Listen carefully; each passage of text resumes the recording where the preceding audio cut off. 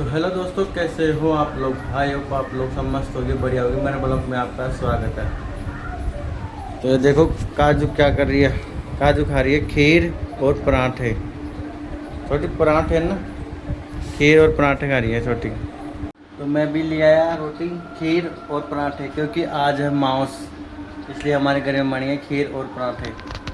तो देखो टॉमी क्या कर रहा है तू, इधर आ, आजा मार पास ओलिया, आजा इंडिया। कौन गए थे तुम? कहाँ गया था? यह है कालू, कालू है, कालू कालू कालू कालू कालू कालू। चला जा। तो दोस्तों हमारे गांव में आज सुबह से हो रही है बहुत तेज बारिश। तो आप देख सकते हो, मैं आपको दिखा रहा हूँ। देखो बारिश हो रही है बहुत ही ज़्यादा।